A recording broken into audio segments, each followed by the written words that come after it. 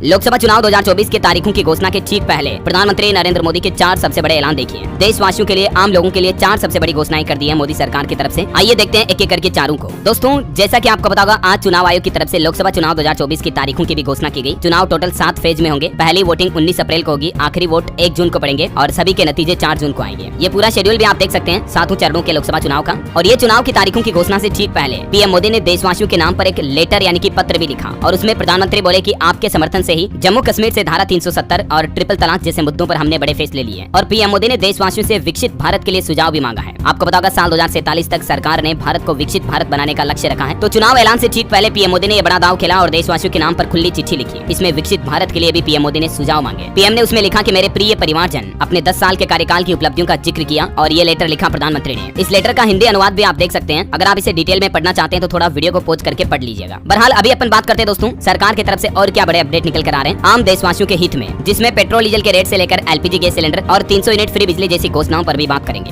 देखिए, आज एक तो सरकार ने आंकड़ा जारी किया। पीएम सूर्यघर मुफ्त बिजली योजना जो सरकार ने लॉन्च की, उसमें अब तक 1 करोड़ रजिस्ट्रेशन हो चुके हैं। इस योजना के तहत घरों को 300 यूनिट मुफ्त बिजली दी जाएगी और सालाना 15,000 तक इनकम भी होगी, क्योंकि सरकार इस योजना में 1 करोड़ देशवासियों के घरों पर सोलर प्लांट लगाने का प्लान बनाया है। और इसके लिए सरकार ने एक नेशनल पोर्टल भी लॉन्च कर दिया है, पीएम सूर्यघर। अगर आप गूगल में भी सर्च करोगे तो ये पहला लिंक आपको इस पोर्टल का ही मिलेगा। यहाँ पर बैनर भी लगा हुआ देख सकते हैं आप, मुफ्त बिजली योजना में more than 1 crore registration under the scheme. अगर आपने अभी तक भी इस योजना में फॉर्म नहीं भरा तो मैंने आपको पहले भी बताया था, आपको पता होगा कि इस योजना में कैसे अप्लाई करना है। सिंपली यहाँ पर अप्लाई फॉर रूफटॉप सोलर इस बटन पे क्लिक करना है और फिर आपके सामने ये नया पेज खुलेगा। इसमें आप लॉगिन और रजिस्ट्रेशन कर सकते हैं। चलिए अगला अपडेट देखिए। चुनाव की तारीखों की घोषणा से पहले सरकार ने हमारे देश में नई इलेक्ट्रिक व्हीकल पॉलिसी को भी मंजूरी दे दी है और इसमें एक शर्त रखी गई है कि ऑटोमोबाइल कंपनियों को कम से कम 4,150 करोड़ का निवेश भारत में करना होगा, तभी वो अपना मैन्युफैक्चरिंग प्लांट लगा पाएगी। हालांकि सरकार की इस नई पॉलिसी से एलन मस्क की टेस्ला कंपनी की भी भारत में एंट्री अब आसान हो पाएगी। लेकिन भारत को फायदा ये होगा कि अब इलेक्ट्रिक कारें दुनिया की जो दूसरी बड़ी बड़ी कंपनियां बनाने वाली हैं वो भारत में ही बनाएगी और भारत में ही मैन्युफैक्चरिंग होगी। तो भारत के युवाओं को रोजगार मिलेंगे, भारत के इंफ्रास्ट्रक्चर इकोनॉमी को रफ्तार मिलेगी, राइट। और इसके अलावा भी इलेक्ट्रिक व्हीकल की सब्सिडी पर भी सरकार ने एक बड़ा फैसला लिया है। इलेक्ट्रिक गाड़ियों के लिए सरकार एक नई स्कीम लेकर आई जिसका नाम है EMPS और इस स्कीम के तहत इलेक्ट्रिक 2 व्हीलर पर अब आपको 10,000 रुपए तक सब्सिडी मिलेगी। हालांकि ये योजना पहले जो FAME 2 स्कीम चल रही उसी की जगह पर सरकार द्वारा लाई गई है। उसमें सब्सिडी भी ज्यादा मिलती थी 22,500, लेकिन इसमें अब सब्सिडी में कटौती कर दी गई है। लेकिन क्योंकि FAME 2 स्कीम तो 31 मार्च 2024 को समाप्त हो रही है और इसीलिए सरकार ने अब ये नई updated electric vehicle promotion scheme EMPS launch की है। और इस योजना के पहले चरण के लिए सरकार ने 500 करोड़ रुपए का बजट भी जारी कर दिया। इस नई योजना के तहत मिलने वाली सब्सिडी किस किस तरह के वाहनों पर कितनी मिलेगी, जिसकी जानकारी भी आप ये टेबल में देख सकते हैं। इलेक्ट्रिक दोपहिया वाहन से लेकर 3 व्हीलर्स, ई रिक्शा और बड़े इलेक्ट्रिक 3 व्हीलर्स पर सब्सिडी प्रति kWh के हिसाब से कितनी मिलेगी, है ना। और वहीं दोस्तों अगला बड़ा फैसला सरकार का जो हाल ही में आपको पता होगा 1-2 दिन पहले सरकार ने देश भर में पेट्रोल डीजल के दाम में 2 रुपए तक की कटौती की थी। ये 22 महीनों बाद दाम घटाए गए। अभी देश के प्रमुख शहरों में पेट्रोल डीजल के दाम क्या चल रहे हैं, जिनकी रेट लिस्ट भी आप देख सकते हैं। हालांकि इसमें ज्यादा कोई कटौती नहीं की गई है, लेकिन फिर भी आखिरकार 22 महीनों बाद ये रेटों में कटौती देखने को मिली है। और इसके अलावा आपको पता होगा अभी 1 सप्ताह पहले ही सरकार ने घरेलू गैस सिलेंडर के दाम में भी 100 रुपए तक की कटौती की थी। तो इस कटौती के बाद अभी राजधानी दिल्ली में 803 रुपए का मिल रहा एलपीजी गैस सिलेंडर। प्रधानमंत्री बोले कि करोड़ों परिवारों का आर्थिक बोझ कम होगा। ये टेबल में रेट लिस्ट भी आप देख सकते हैं। प्रमुख शहरों में एलपीजी गैस सिलेंडर की पुरानी कीमतें क्या थी और नए दाम क्या होंगे। महिला दिवस के मौके पर पीएम मोदी सरकार की तरफ से देश की करोड़ों माताओं बहनों को यह बड़ा तोहफा दिया था, राइट। और देश के प्रमुख शहरों में Ujjwala gas cylinder LPG cylinder की कीमत कितनी है ये भी आप देख सकते हैं। इस पर भी हाल ही में आपको बताऊंगा सरकार ने सब्सिडी जो पहले 200 रुपए मिलती थी उसको 100 रुपए और बढ़ाकर 300 रुपए कर दिया था। हालांकि एक अच्छी खबर यह है कि ये जो पीएम उज्ज्वला योजना की सब्सिडी वाली स्कीम है, इसकी अवधि को भी सरकार ने 1 साल और बढ़ा दिया है। यानी साल के 12 गैस सिलेंडर पर 300 रुपए की फ्री सब्सिडी जो है उज्ज्वला योजना के लाभार्थियों को वो 1 साल तक और मिलती रहेगी। जो घरों में काम में आने वाला 14 किलो 200 ग्राम वाला गैस सिलेंडर होता है ना, उस पर सब्सिडी को केंद्रीय कैबिनेट की बैठक में बढ़ाया गया था। चलिए अगला अपडेट देखिए। स्टॉक मार्केट से जुड़ा अपडेट है। 28 मार्च तक शुरू होगा T+0 सेटलमेंट और ये नया सिस्टम शुरू होने के बाद शेयर मार्केट में इन्वेस्टर्स को शेयर बेचने पर एक ही दिन में उनके अकाउंट में वापस पैसा आ जाएगा। अभी T+1 सेटलमेंट सिस्टम लागू है, जिसमें 1 दिन का टाइम लगता है, लेकिन सेम डे आपका ट्रांजैक्शन आपके अकाउंट में क्रेडिट हो जाएगा। ये T+0 सेटलमेंट के बीटा वर्जन की 28 मार्च को लॉन्चिंग करने जा रही है। चलिए आधार कार्ड को लेकर अगला अपडेट है दोस्तों। छात्रवृत्ति और दूसरी योजनाओं में अब आधार कार्ड अनिवार्य होगा। दिव्यांग लोगों के लिए सरकार की तरफ से कुछ नए नियम जारी किए गए हैं। अब जो स्कूलों में स्कॉलरशिप मिलती है, छात्रवृत्ति वगैरह और दूसरी सरकारी योजनाओं का लाभ लेने के लिए भी आधार कार्ड का इस्तेमाल अनिवार्य कर दिया स्टूडेंट्स के लिए। केंद्र सरकार ने इस संबंध में बयान जारी किया और खास करके दिव्यांग लोगों को भी इस योजनाओं का लाभ लेने के लिए आधार कार्ड का उपयोग करना अनिवार्य होगा। दिव्यांग सशक्तिकरण विभाग की तरफ से इस संबंध में अधिसूचना भी जारी कर दी है। वैसे आधार कार्ड में फ्री अपडेट करने को लेकर भी डेडलाइन बढ़ चुकी है। अब आप 14 जून तक आधार कार्ड में कोई अपडेशन करवाओगे तो आपको फीस नहीं देनी होगी। इसके बारे में अपडेट मैंने आपको पहले भी बताया था, राइट। चलिए अगली बड़ी शानदार खबर है। जन औषधि केंद्र चलाने वालों के लिए भी खुशखबरी। देखिए आसानी से मिल सकेगा अब कर्ज। दरअसल जन औषधि केंद्र संचालकों के लिए केंद्रीय स्वास्थ्य मंत्री मनसुख मांडविया की तरफ से क्रेडिट सहायता योजना लॉन्च की गई है और इसके तहत जन औषधि केंद्र शुरू करने के लिए सस्ती दरों पर लोन मिलेगा। जन औषधि केंद्रों की संख्या अभी 11,000 पहुंच गई है। 2026 तक 25,000 जन औषधि केंद्र खोलने का लक्ष्य रखा गया। सस्ती दरों पर दवाइयां मिलती है। इसमें सर्जिकल प्रोडक्ट वगैरह भी लोगों को सस्ते मिल जाते हैं। तो अच्छी बात यह है कि अब जन औषधि केंद्र की संख्या को और बढ़ाने के लिए सरकार ने इस जन औषधि सेंटर को शुरू करने के लिए सस्ते दरों पर लोन देने की भी घोषणा की है। अगर आप भी जन औषधि केंद्र खोलना चाहते हैं तो आप सिंपली सरकार के जन औषधि केंद्र ऑफिशियल पोर्टल पर जाकर के, जो कि है janaushadhi.gov.in, इसके जरिए ऑनलाइन अप्लाई कर सकते हैं। तो उम्मीद है दोस्तों लोकसभा चुनाव से पहले सरकार की तरफ से ये 4-5 बड़े ऐलान नई योजनाओं के बारे में आपको जरूर जानने